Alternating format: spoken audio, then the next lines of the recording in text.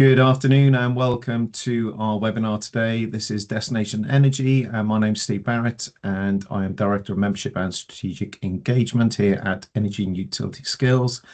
And today we're going to be focusing on opportunities available in the clean energy sector for people leaving school, finishing college, considering university, and looking for apprenticeships perhaps, but looking at basically how they can get into the energy sector. And this is an important moment. Across the UK, more than 1 million young people 16 to 24 not currently in education, employment or training. And at the same time, Energy Utility Skills Strategy 25 to 30 shows that this energy and utility sector will need more than 312,000 new people by 2030. So there is a challenge there. That creates a real opportunity to connect young people with meaningful careers that support the transition to net zero, strengthen the UK's infrastructure, and open up long-term routes into skilled, sustainable employment. But it's important to be clear, 2030 is not the end point for jobs in the sector. The clean energy transition creates an urgent need now. But that work doesn't stop when we get to that target date and it's reached. Beyond that 2030, we'll still need thousands of people to build, operate and maintain, and indeed upgrade the infrastructure to keep homes, businesses and communities powered, connected and resilient. The matters for school leavers, because one of the myths we need to challenge is the idea that clean energy jobs are only available for a short window up to 2030. They're not. The sector will continue to need those engineers and technicians, planners, project teams, specialists, even customer service. So right the way across that skills environment, we need more people. Environmental specialists, operational leaders, and many other technical roles which will grow in the future. And some of the roles which you may hear today or talk about, those roles will not be perhaps available when you finish school or when you finish your education, but actually there may be new roles and we don't know what those roles are at the moment, but certainly we're going to continue to try to identify those as we go forward. So for young people, making decisions now is not just about finding their first job, it's about seeing long-term pathways with purpose, progression and stability. Whether your route is college, an apprenticeship, a university, or graduate program that's directly linked to a role, the energy and utility sector obviously operates a chance to build skills that will remain relevant beyond that 2030 and support the UK's wider journey towards a cleaner, more sustainable future. So there's no single route in, as we'll hear today, and obviously, there are progression routes, which we'll be looking at as well. And some of the stories which you'll hear today, hopefully, will give you some of that inspiration that you need to maybe look at a career in the energy sector and listen to the people that are really living those lives today. So key message is that you do not need to have everything worked out today. Employers need people with curiosity, commitment, problem-solving ability, digital confidence, practical skills, teamwork, and willingness to learn. Whether you're academic, practical, creative, technical, or still unsure what you want to do next, there may be a place for you in the sector. So what makes these opportunities really exciting then, as they're not just jobs for today, but also jobs for tomorrow? The pathways in are varied, and we're going to hear a little bit about that today, and they are spread right the way across the UK. So it doesn't matter whether you're calling in from Scotland, Wales, Northern Ireland, England, those roles are there. So today, then, this is about making those opportunities feel real for school leavers and young people and that decision-making process for their future, not through policy language. I'm talking about strategy too long or statistics and how we can get into those jobs, but this is about understanding those different routes in. And we're joined by a mix of voices who can explain what the sector is looking for, what early careers can look like and how training works, and really how people can take that next step and look for their career into the future. So before I introduce each of the panelists then, we're going to go through a series of questions today, but I want you to think about the questions at the end of this process as well. So there is a chat function, a Q&A function, so please do drop any questions into that chat function, and by the time we finish those initial questions, then we'll come back and we'll start looking at those. So without further ado then, let me introduce each of my panelists first. So, Jhonayah, shall I come to you first, please? Yeah, sure. So can you hear me clearly, everyone? Yes, yeah. Yeah. So hi everyone, my name is Jhonayah Fletchman. I'm 22 years old and I'm currently working as a quality engineer at Siemens Energy. So I joined the company through an apprenticeship route, and then I'm excited to share my experiences and insights into building a career into the energy sector. So that's just a little bit about me. Fantastic. Thank you very much. And next we'll come to Connie. Hi guys, I'm Connie. I'm 19. Oh no, I'm lying. I'm 20. I turned 20 on Saturday. Happy Um, birthday. thank you. I am an apprentice low carbon heating engineer. And I've been doing what I'm doing for about 2 years now. So I'm in my final year at college, doing a new course. So I'm one of 8 in the country that are trialing the new low carbon heating technician course. And I travel into London all the time. I'm not from London. I live in a place called Guildford, which is a bit far out. So there's a lot of travel involved. But I work on site otherwise 4 days a week. And yeah, that's about me. Fantastic. Thanks very much, Connie. And Emily. Hi everyone, lovely to be here. So, yep, I'm Emily. I'm a senior policy officer at the Energy Network Association. So that is essentially a trade body that works really closely with government on behalf of the people that own the networks in the UK and Ireland. So people that own all of those big pylons everywhere and lots more. I originally did a politics degree, so a little bit different, and took the first job that I could get out of uni because that's what we had to do. So I did a bit of senior recruitment for energy clients and then realised how much I actually wanted to work in the energy sector itself. So I did a corporate affairs graduate scheme at, it's a very long title, the National Energy System Operator, before going into kind of the policy space, but happy to talk about that a bit more with anyone who's interested. Fantastic. Thanks very much. And I think that's really important because we have got a cross sector right the way across industry, both from networks and other areas. So thanks very much for that. And finally, but not by no means least, let me come through to Madeleine. Hi, I'm Madeleine. I'm an apprentice offshore wind turbine technician. I'm in my final year. I did 2 years full-time at college and now I'm working full-time at site. Yeah, I came into after I finished my A-levels, and it's a level 3 equivalent apprenticeship. And yeah, it's great getting hands-on up the top of turbines in the middle of the North Sea.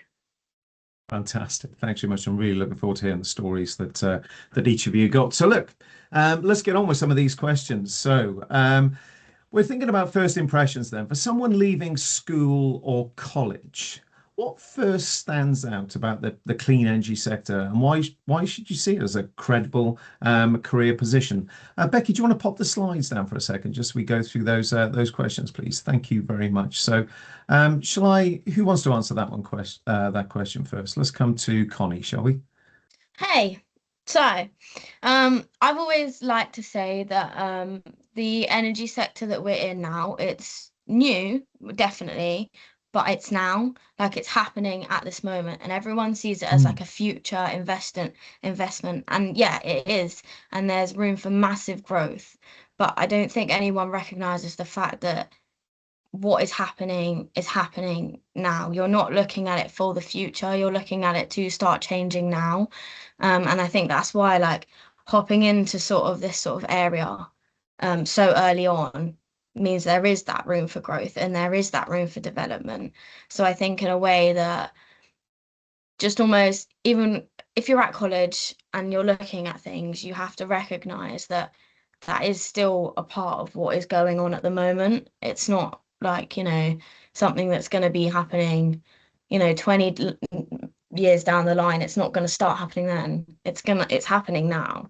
And I think that that's why people really want to get their hands in, because there is that massive room for growth, if that makes sense.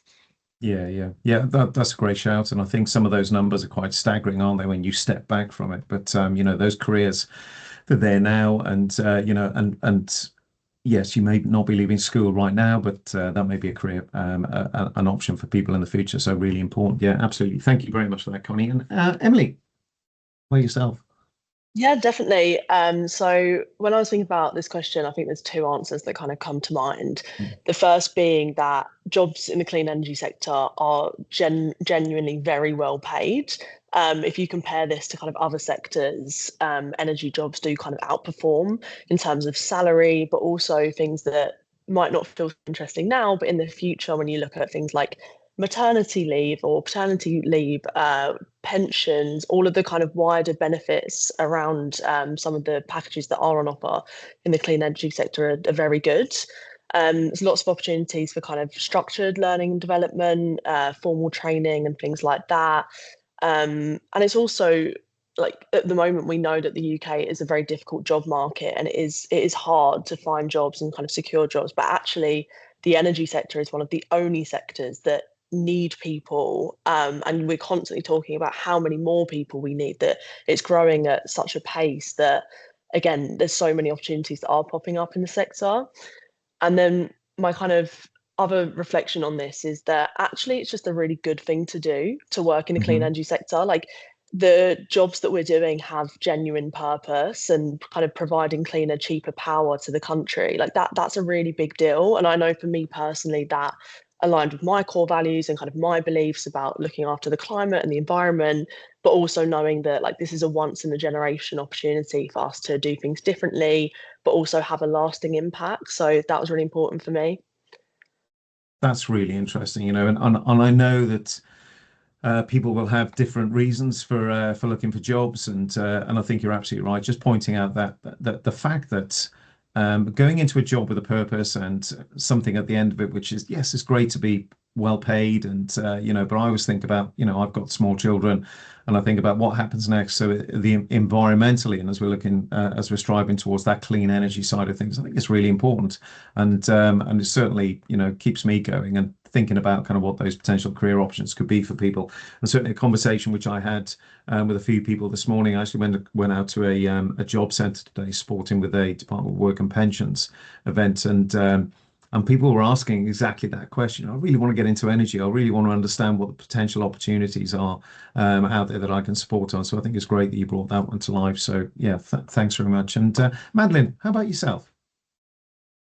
For me, like I watched this documentary about different energy sources, and I looked at offshore wind as a job, and I was like, that is so cool. How many people can say, oh yeah, no, I don't go to the office, like my working environment is 80 to 150 meters up in the air in the middle of the sea.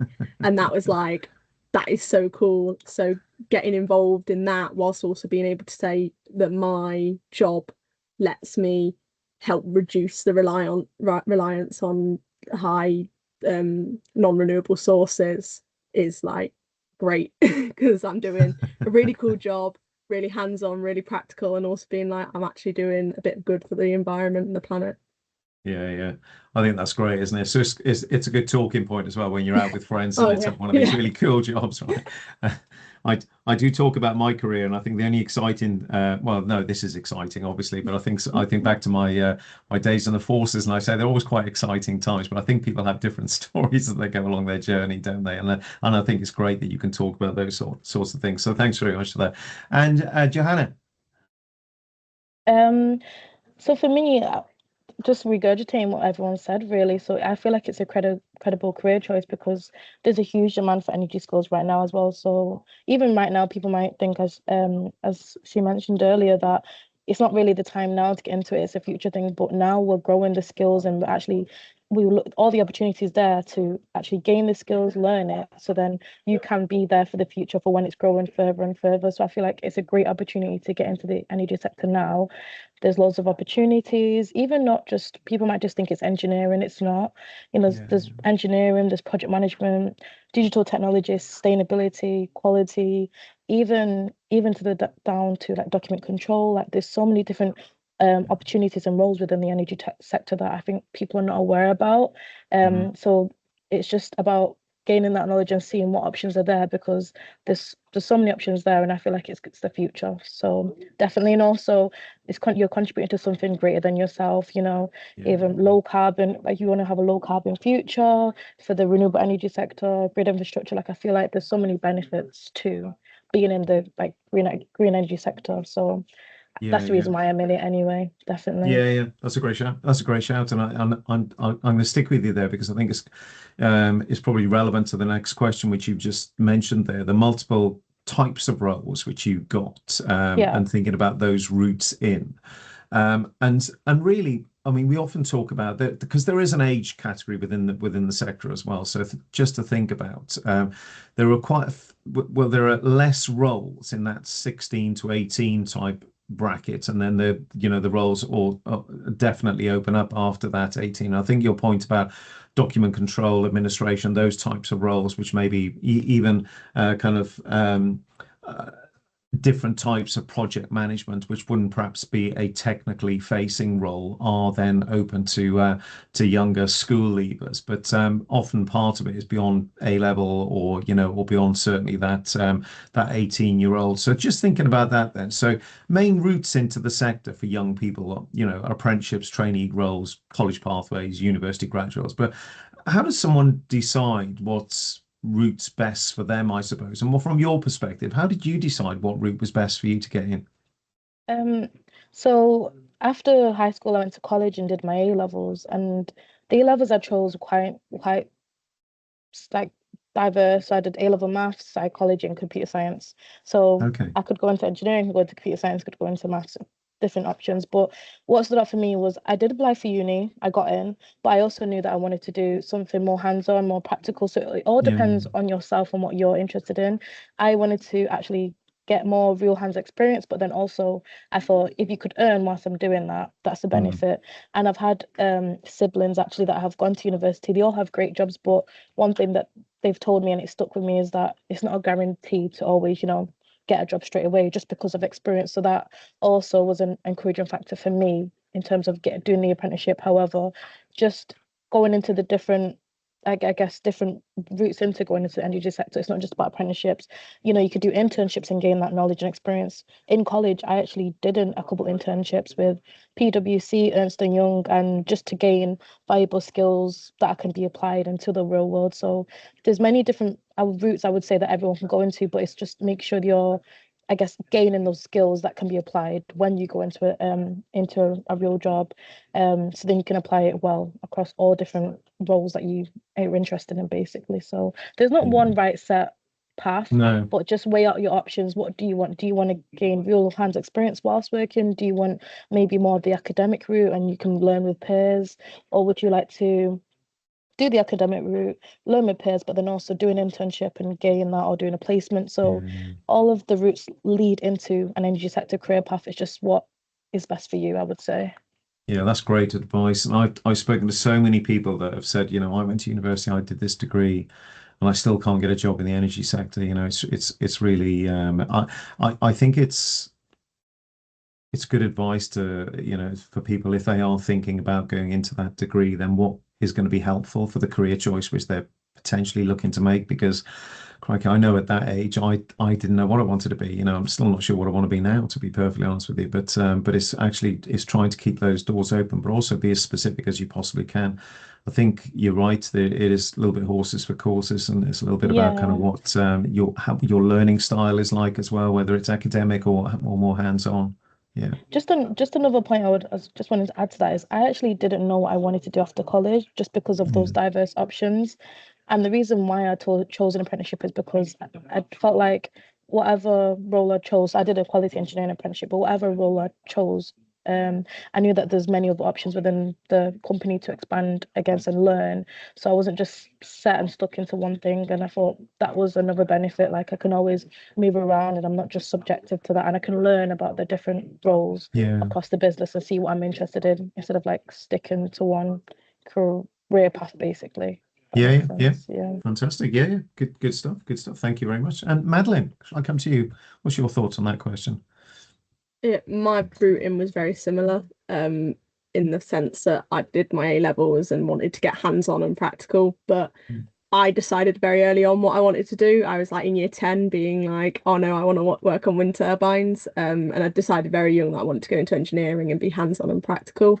So I had like a bit of a buffer to be able to go, oh, this is what I want to do, so here are all the courses that I'm going to try and get onto and get knowledge of. And I did that throughout my GCSEs and A levels, and because of that knowledge that I was like, I want to be working hands-on practically, I'd applied for unis and I got into them, but I was just like, I don't want to sit in another classroom for ages and delay the inevitable of me wanting to go out and get stuck in. Especially because I'd done GCSEs through COVID, and that was really quite a annoyance for me, having to sit and stare at a screen for hours on end each day. So I was like, no, I'm going to look at apprenticeships. I'm going to try this out. And the apprenticeship I'm on, you could start from 16. I found it quite beneficial that I did my A levels, because it gave me a bit more of a knowledge buffer, because we were doing an A level equivalent. And yeah, I just got stuck in and seized every opportunity since starting my apprenticeship, which I definitely recommend, like going online and doing the courses to expand your knowledge. There's loads of things out there on like Spring Pod or like Speakers for Schools and stuff like that have lots of information to get more knowledge about what industry you might be interested in. And I think that sets you up well for interview as well, doesn't it? And actually going through that process. So yeah, just trying to understand as much as you possibly can. Yeah, absolutely. That's fantastic advice. Thank you very much. So just thinking about that then, and how that builds, and I know slightly different routes, Emily, for yourself, but what's your thoughts on that routing coming from your direction? I think I definitely agree. Like, there's not a one size fits all approach. I personally, I love studying and I loved my degree. But if I knew what I knew now, would I have gone down that route? I'm not too sure. At the time, like, it makes me feel really old, but I'm 25. But at the time when I did leave A levels and kind of sixth form, we weren't encouraged to look into apprenticeships. It just wasn't the kind of like the done thing in my area. Like, kind of, it was always very uni. So that's kind of, I just wish I had that information to hand at the time. I think for a grad scheme, there's a couple of things that's like worth pointing out. Is I think many people think that you have to literally leave uni and go straight into a grad scheme. I took 2 years in different career roles before I started my grad scheme. So I joined as someone that already had that kind of work experience. But I had people in my cohort that had done like 20 years in teaching, but decided they wanted a career change. Like, there's always an option to kind of do these training schemes at a different point in your career. And the way mine worked was kind of 3 6-month placements across the organization. I love change. I love being challenged. Like, that worked really well for kind of my learning style and just constantly like being around like newness. But for some people, like, that's quite hectic. It's quite a lot. They might like the structure and stability. So I think you just have to look at your own learning style, kind of like your personal circumstances. A lot of these schemes will have built-in training where you do have to travel quite a bit.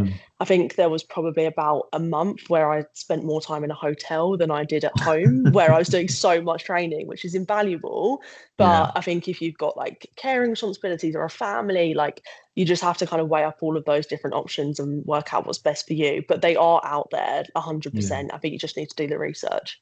Yeah. Good shout. And that's an interesting one on the time between finishing a degree and then going into into the roles. And there are stipulations in some companies. I'll just point that out with regards to when you finish. But yeah, really, really good shout. Thanks very much for that. And Connie, from your perspective, what's your thoughts? I mean, I've loved my apprenticeship because for me, again, like everyone has said, like, I've been able to try every aspect of the company. I've been able to sit in everyone's seat. I've been able to be out on site with the electrician, with the builder, with the plumber, with our general heating engineer. I've been able to sit in the office and try some design work. So for me, I think that it's been really beneficial. And then being able to have the on-site college learning alongside that to sort of, I guess, reevaluate and say like, oh, this is what I've done, and then discuss that within your team or with whoever you're speaking to at the time. I think that's really beneficial because it shows you that like even if you're doing an apprenticeship or if you're at college, there isn't that one set course.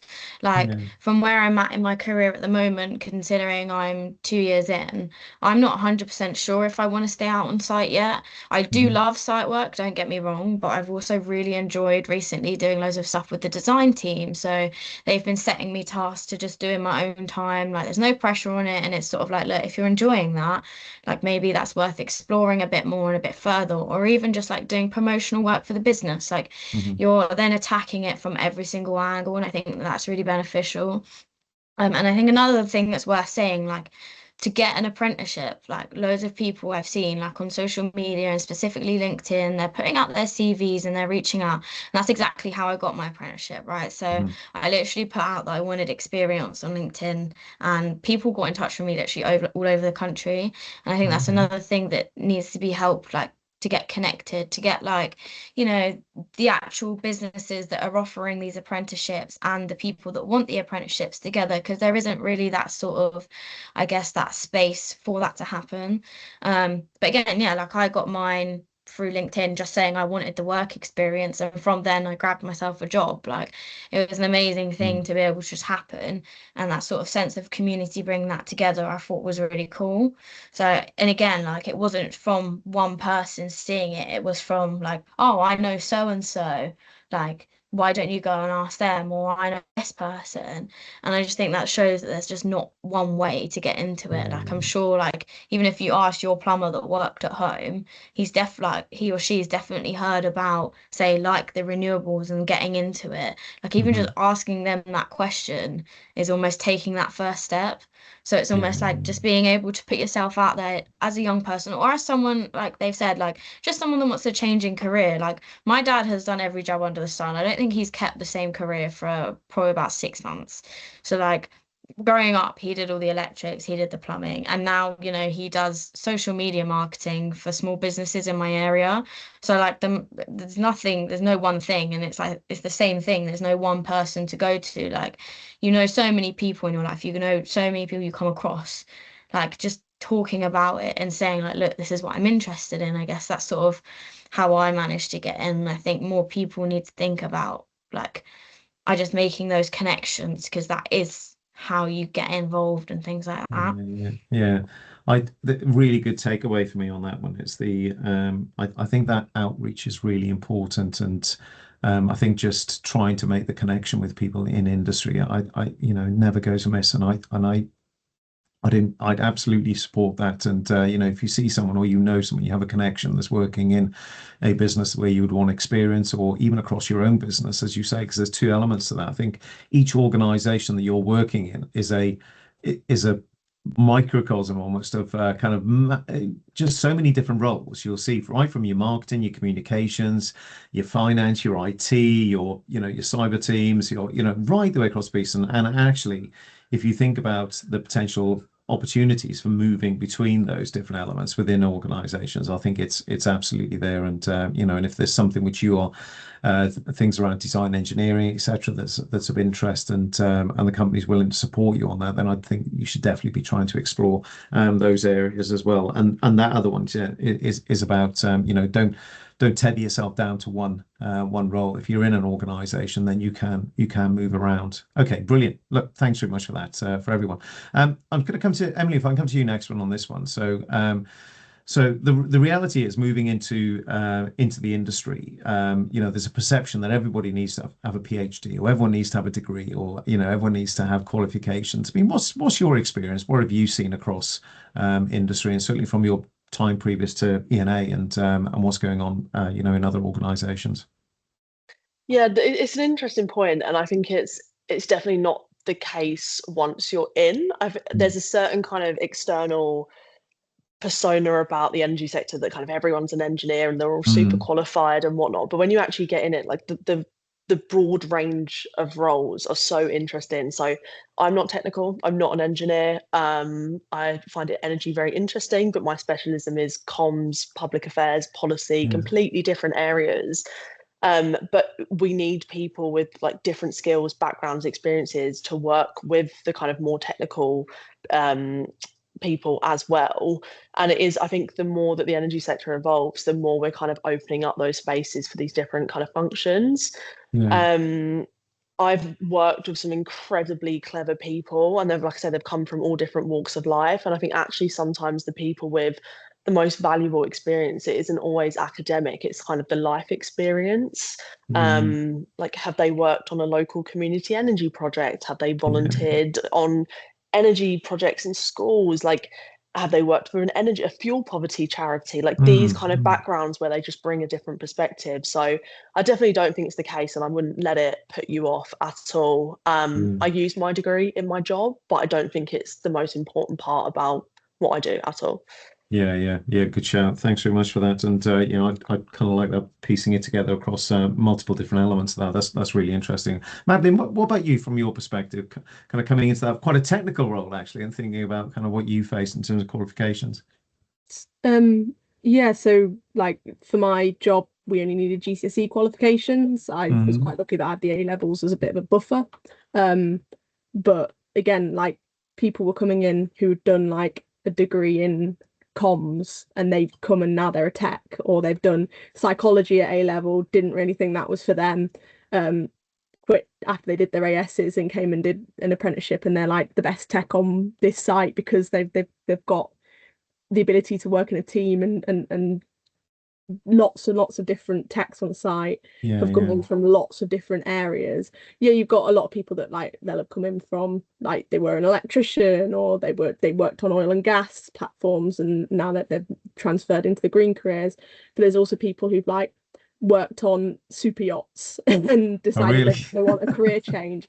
And you've got a massive width of different people that come in, and it's really important to have different backgrounds, because then each person with a different perceptive of they tackle a problem differently, and having all the different walks of life means that your problem solving, it like you'll see something that somebody might have missed, and that's really, really important, especially in a technical role, that because anyone can pick up a spanner and get stuck in, and that's like, it's pretty cool. So as long as you've got your maths and English GCSE, you can become a tech if you're willing enough. And it's a good shout, and I think that back to that point again, I think for certain roles there's definitely a qualification requirement. I think there's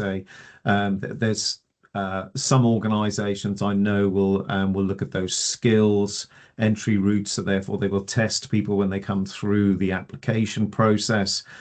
But it does it really is about how then people are going for those jobs and considering how they differentiate themselves from the crowd, because whether we like it or not, that hyper competitive environment is not, energy doesn't sit within that by itself. There are, we're still competing for people looking at other potentially crikey, automotive and the likes, Jaguar Land Rover and, in other areas of, high tech kind of fintech type sectors, which people, wouldn't usually consider, or they would consider, as opposed to a job in the clean energy market. But I mean, with the significant growth which we have, the changes in different roles, then we need multiple different skill sets. So, so I think that's really important as we go forward. But thanks very much for that from your perspective. And Jhonayah, from your perspective, what's your thoughts?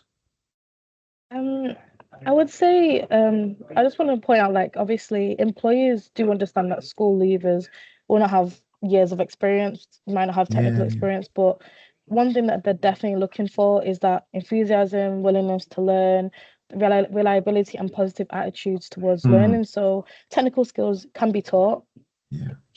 Apprenticeships, they can pay for your tuition and you learn on the go. All the technical skills can be taught, but it's about the qualities and curiosity that you have. You can build the teamwork, communication, work ethic. They're all harder to, like, the soft skills are harder to develop. So they're the main ones that I think people keep focusing on, might focus on technicalities, or do I have this degree, do I have not, but do you have the soft skills that allow you to actually do your job as well?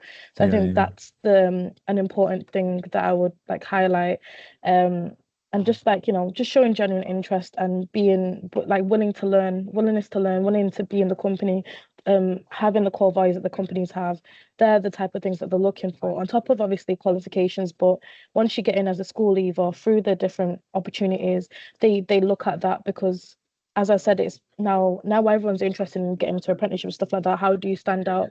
How do you stand out from the people that maybe have the same qualifications as you?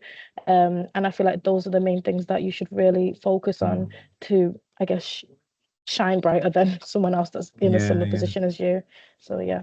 Yeah. Look, that's a great shout. I'm a big supporter of things like work experience and going out and getting that, that job. Even if it's, I don't know, going out and I'm not going to name any jobs, but just going out and getting some work experience and actually getting up, doing holidays and kind of going out and having that work ethic and that, because I think you're right, those soft skills, that want or that desire to get up and do a good job in the day, I think I don't think that should be underestimated, because a lot of people do struggle with that, and I think you can, by showing on a CV, it doesn't matter, back to your point about the experience or the qualifications, actually it's about what you've done on things like volunteering. So I'm going to come on to that, which is the next question. I'm going to stick with you again if I could, Jhonayah. And so in terms of skills from that school life then, so what can people do, i.e. between college or things like volunteering, sport,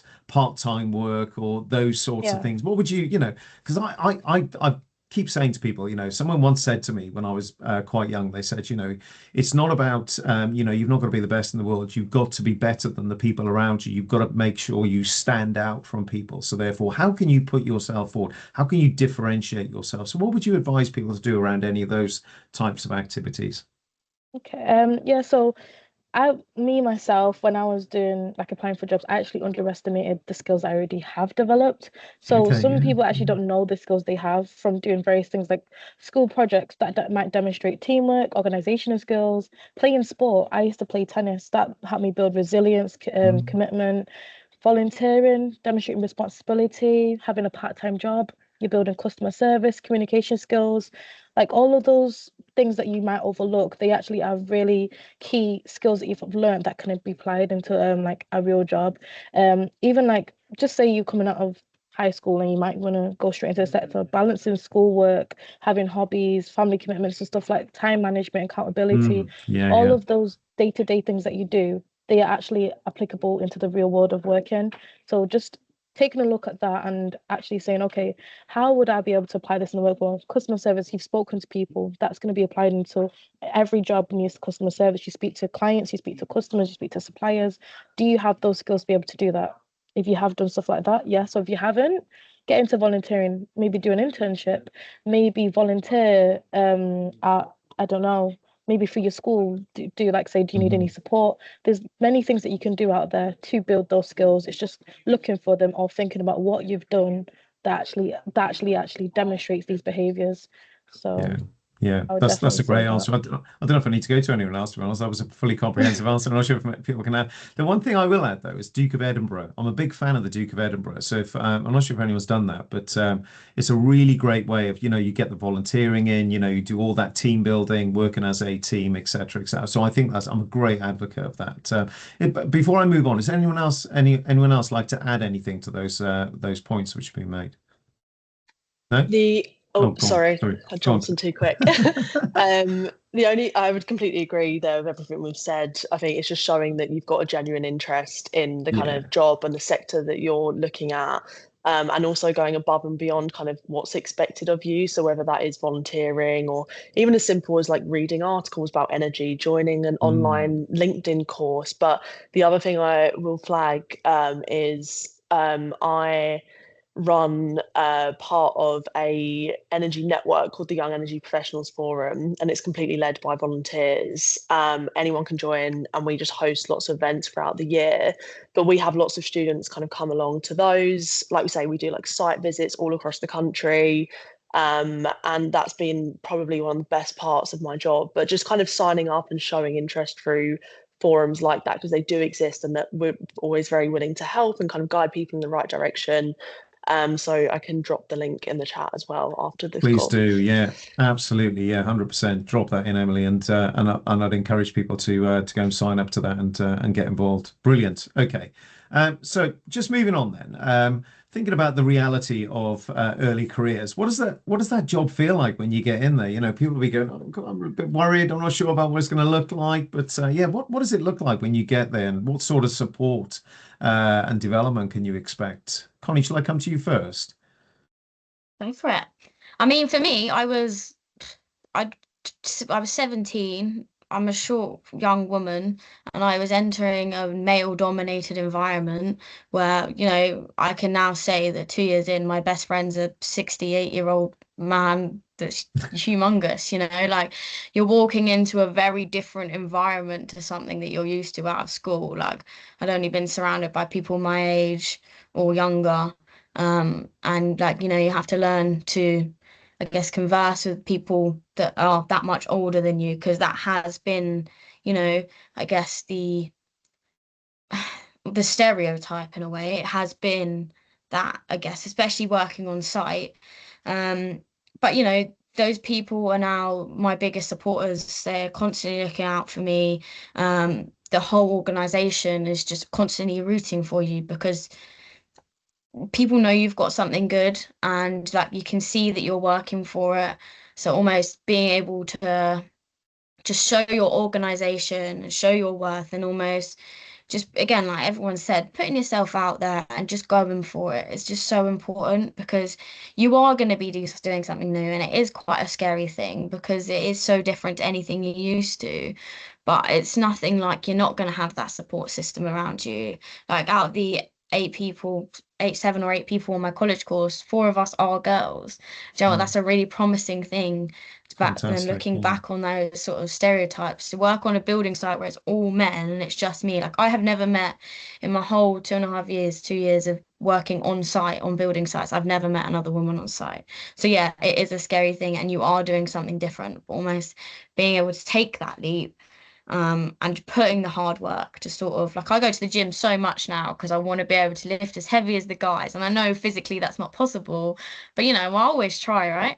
And it's just like almost trying to prove yourself like that. Like those people would never let me lift a finger anyway. Like the support system is just incredible, and you can't listen to that stereotype. So it's almost just like going for it and letting yourself adapt to it, because you know, I'm a stronger person because of it and things like that. I don't know if that really answered the question. I'm not gonna. Connie, that's a great answer actually, and you have opened up that conversation about diversity as well, which I think is important, and certainly as part of that. I mean, I'm absolutely delighted to have 4 panelists on here, which are women. Fantastic, thank you very much for joining me. But I think also this absolute living commitment to improve the diversity within the sector is absolutely there. I think with some of the things we've talked about this being a career for life, probably hasn't helped in terms of the diversity, because you just said, you know, when your best friend is a 68-year-old man, and people do stay for life, you know, because it's such a great career. And you know, we talked about salaries and you know, work-life balance and all the other things, and things like development, and you know, so people are supported, but then that means that people stay for a very long time. And 20, 30 years ago, I don't think we had our eye quite on the ball as much as we have now in terms of diversity. So, but we are changing that, and diversity is definitely heading in the right direction. And it would be wrong of me to say that if you did choose a career in the sector and you are female and you arrived on site and you expect to see lots of other females there, it wouldn't be the case, especially certainly in the technical roles, right the way across.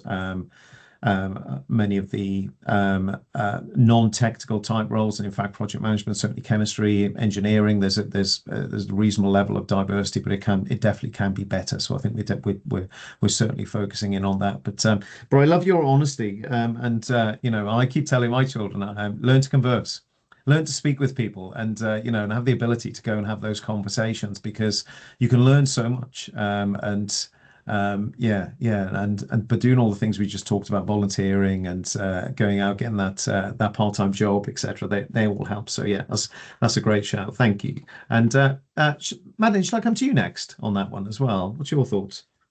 Yeah, so I think it was a bit weird for me because of the way my apprenticeship works. Like we did another 2 years full time at college as opposed to day release because of the nature of our job means that you can't really, if you're staying on the boat for 2 weeks, it's kind of hard to get back for to do a 6-hour sail back to go and do a quick college lesson for one day. So for me, it was sort of like going to uni anyway, because I relocated to Chester for the 2 years. We were at college in North Wales.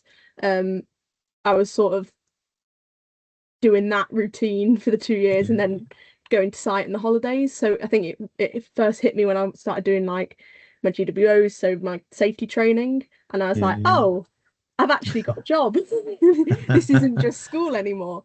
And when I finally got onto site and I was like, oh, this is very different, because my shift is week on, week off at the moment, and like I will go and live up in Grimsby for a week, I'll day sail, and I'm like, oh, how do I manage my time now? It's not a normal 9 to 5 Monday to Friday with the weekends off. It's managing that like newness, going from lots of school online to traveling across the country. The mileage on my car is insane, and the amount of trains that I've been delayed on is incredible. But like managing the fact that I've got an actual job now, it's been quite surreal, but it's really good to know that my company really backs me, like when I want to go and do like come along to one of these, and they're like, oh yeah, 100% go do it, or go like get involved in outreach to schools or this, that and the other. And if I want to like take my education and go and do my HNC, my HND, my degree, like they're really good at putting the platforms there to facilitate that. I've already started on my HNC because I was like, I want to get in on this. So like there's no one in my company that'll sort of go, oh no, why do you want to do that? They're all like your supporters. And I've gone and done like solar experience, and I've gone work on the gas stations because I've reached out to somebody in the company and gone, hey yo, can I have a quick go at this sort of thing? And that's like a testament to the fact that if you're interested in something, people want to help you and want to help you learn. And that's a fantastic thing about a big company, is that they've got all of these different things you can get involved in. So I've gone onto solar sites in the rain, standing there going like, oh, need a better coat sort of thing. But like I've done the full width of the technical aspects of the energy industry, and that's really cool, and I'll continue to do that throughout my time as an apprentice and onwards. That is very cool, and look, I think that's a little bit about that personal development, isn't it? So you want to develop yourself, and you are the future. You're all the future, and I think if the company is not supporting that and pushing that forward, then they're definitely doing something wrong. And it's great to hear you talk about some of that great stuff that's going on. So thanks very much. So I'm going to do one more question, then I'm going to come to Q&A. So I'll just remind everyone, if you can, please just pop your questions in the chat, then we'll come to them. But so I'm going to talk about progression next, if I could, please. What can people expect when they come in? What does a job look like? Coming through the energy industry, the clean energy industry, and where can they potentially progress to? So, Jhonayah, shall I come to you first? Yeah, sure. So once you get into the energy sector in a company, your first role that you start is just literally the starting point. So once you're in the industry, there's so many opportunities. Even when you're in your role, you're not just exposed to what you should be doing on a day-to-day. You have to interact with various different departments. So for my role, I'm a quality engineer. That means that I'm constantly on meeting calls with the project management teams, design engineers, procurement, CPMs, commercial project managers, even to the part of the legal team. I'm widespread across different departments, so you're going to be exposed to many different fields, and there's just so many opportunities to specialize in things and even grow into move into leadership or change disciplines or even pursue further qualifications to allow you to get there. So you're not going to be basically stagnant. For me, joined as an apprentice, then after I finished my apprenticeship, got a quality engineer role, and after that now I'm thinking I'm interested in becoming a manager, a leader, and I've been told that I'm actually put down as one of a manager successor for the future as a leader within the company, which is great because that's what companies do. They actually watch you to see, okay, who's going to be the best fit to take over as leaders for the future. So I've been told that actually they're interested in me to do that. So I thought I want to pursue something further. So now I'm doing a degree apprenticeship in chartered management and leadership. And that's even once I finish that, I'm preparing myself to be a future leader within the company. So, I'm backed 100% fully. And I feel like the world's my oyster within this company. I can grow and go further. So no career's linear. The most important thing I would say is to keep learning, take advantage of new challenges, and just be open to all opportunities because you never know. Generally, you never know what you would like. You never know what opportunities are there, and that's my thing on the progression within a company. And the companies, again, back to that point which I'm not sure you made earlier, they're almost little micro kind of industries, aren't they, because they've got so many different roles within them and so many different elements that you can do. Emily, should I come to you, because I think this is quite, you've been through that degree route, I suppose. How's it been for you? I think the thing that surprised me working in energy is how quickly you'll progress. I think that the focus around kind of early careers and future talent is there. So like we've said, if they kind of identify that in you, they will put you on these progression paths to really make that happen within the companies. Again, like there's a lot of value in staying in one company, but there's also lots of value in trying lots of different companies. Everyone does things very differently, and kind of learning how they all work is huge. But I would just say I think that was the main thing, is I was surprised how quickly it happens, because they the kind of sector more generally is really backing us, and I think the kind of we are the leaders of tomorrow, and as cringy as it sounds sometimes, it is true, and I think there's so much opportunity for us to kind of make a mark in our own ways, both within our companies and kind of on the wider energy sector. I think that's really important. There was when I was in the nuclear industry, there was a time when many of the operating nuclear power stations across the UK, so EDF sites, I think something like I think it was three of the 8 power stations which were operating. Their managing directors had come through the apprenticeship route. So so the people and it's incredible when you think about the routes which they would have gone through, or some of the things which they would have had to gone through to get to that program. And they really do look at spotting talent. It's not specifically the route in. It's about kind of looking at identifying talent early on and really looking to develop them into that succession planning thinking. And Jhonayah, I know you mentioned that about if you've been identified as part of that role. I think that succession planning is really important as well, because it sets you up for the future. Okay, brilliant. Connie, would you like to add anything else to that? I think they are all trophy answers, to be honest with you. I think everyone got the real gist of it, to be honest. Yeah. Okay, brilliant. Thanks very much. And okay, let's move on. So I can't see any questions coming up at the moment. Becky, do you want to pop the slides up? Because obviously we've got a couple of questions left to go in the slides. So it's just a little bit of certainly from our perspective. If you could please just scan the QR code. And I'm intrigued to find out where people are in their career at the moment, just to understand where you are. So if you scan the QR code and then select the one which is most appropriate for yourself, and then we'll just have a look at who we have on the call today, and then we can just make sure we're kind of focusing on that end of things as we close out the last part of the questions. And I'll just wait a couple or more seconds before we get into that. should do a countdown. Maybe I should do it myself. I'm approaching retirement. Not quite yet. Okay, that's fine. If you move on to the next slide then, please, Becky.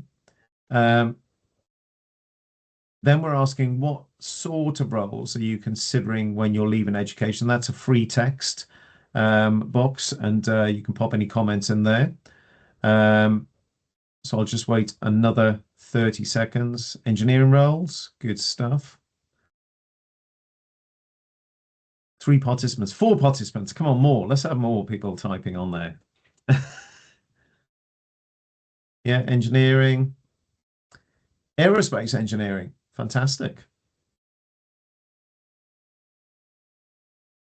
I'm not sure how aerospace would fit in, but it is very interesting, and I wouldn't exclude the fact that you're doing that as not being able to then adapt those skills coming into the energy sector. So that's great. Thank you very much for the responses on there. And then if we just move on to the next sheet.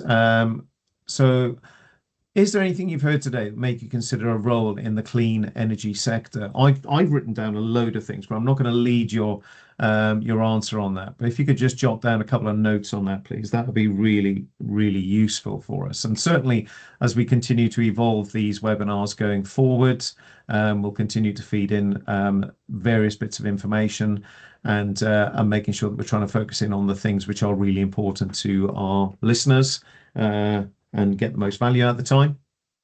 Yeah, opportunity for career progression. Yeah, that's certainly something that jumped out for me. Access routes into the sector. Don't pin yourself down to one element. Pay and opportunities. Career progression maybe as well. Accessibility, absolutely. Yeah, there's a role for everyone in the sector. So absolutely. Good stuff. Yeah, brilliant. Thank you very much. Okay, Becky, if we move on to the next slide then, please. Gosh, here's a bit of reflection. How useful have you found today's webinar? I'm not going to write anything leading on this one, but hopefully you found it useful. Oh, a couple of 10s. A 7, must try harder. We will definitely look to try harder the next time. Okay, that's good. So everything on the positive side anyway, which is brilliant, 8.4.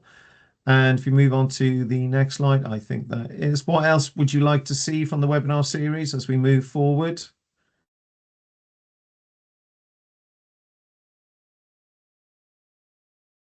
Whilst we're just waiting for the responses to come back on that, please, if I could just ask my panelists, just think about that one thing that they would like our webinar attendees today to think about, or some pearl of wisdom that you would perhaps give yourself when you were back at that school leaver age, or thinking about a career. What's your next move? So what would be that piece of information which you would give to people?